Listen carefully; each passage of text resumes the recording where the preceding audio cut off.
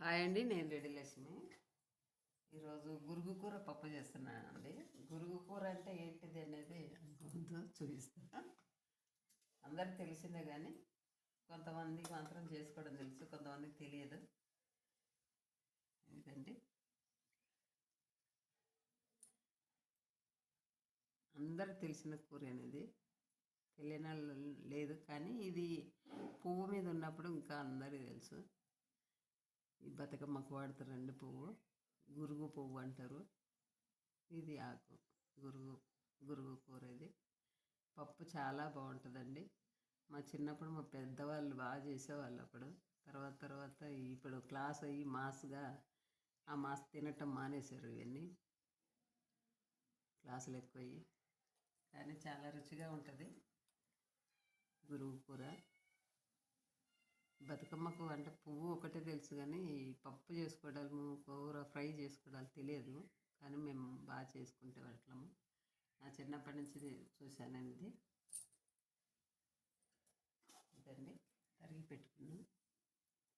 ఇలా కాడలు అంటే లేతగా ఉండాలి. ఇవి ఇట్లా గిలితే నార రాకుండా ఇలా గిలితే రావాలి.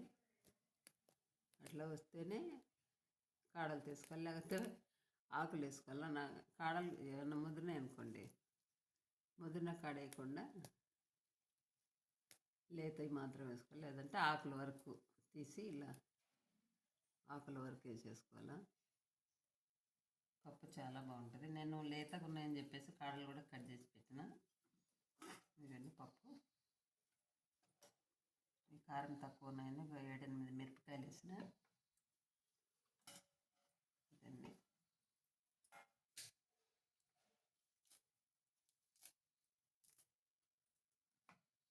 ఇందులో చింతపండు వేసుకుంటే మంచిదండి. చింతపండు అయితేనే బాగుంటుంది ఆ పప్పుకు.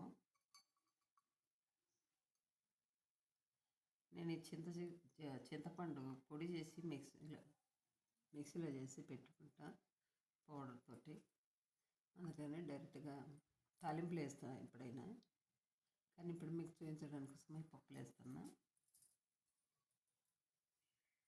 అదండి పప్పు అయిన తర్వాత చూపిస్తా. ఇదంటే పప్పు ఉడికిపోయింది. ఇది కల్లుప్పు వేసుకుంటున్నాను. నేను ఎక్కువ శాతం కల్లుప్పే వాడతాను.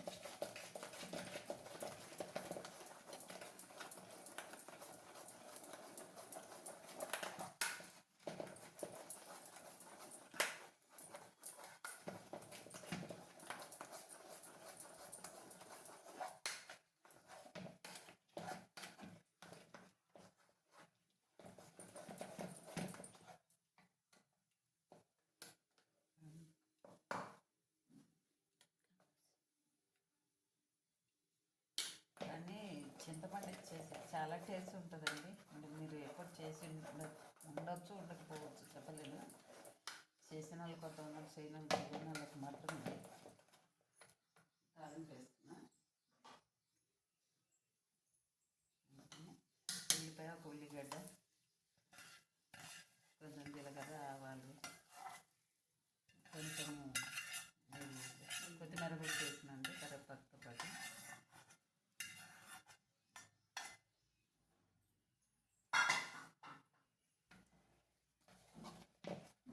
రుచి మాత్రం చాలా బాగుంటుంది. పప్పులలో వీలున్నంత వరకు ఉప్పులు, టమాటా వేసిన కూరలు మాత్రం ఫ్రై తప్పించి కూరలలో, పప్పులలో, పచ్చళ్ళల్లో కల్లుపే వాడుకోవాలా. వీలున్నంత వరకు అదే వాడుకోవాలండి. చాలా బాగుంటుంది మనకు. సన్నుప్పు కంటే ఒక ఫ్రై పెరుగన్నం లేకంటే అది కరగదని, కరగబెట్టుకున్నంత టైం లేదని వాడరాదు. కాబట్టి వీలున్నంత వరకు ఈ తెల్లన్నా కల్లుప్పు వాడుకోవాలి, మంచిది మనకు. చూడండి పప్పు మాత్రం చాలా టేస్ట్ ఉంటుంది. మీరు చేసి చూడండి ఒకసారి. ఎలా ఉంటుందో కామెంట్లో పెట్టండి, లైక్ చేయండి, షేర్ చేయండి.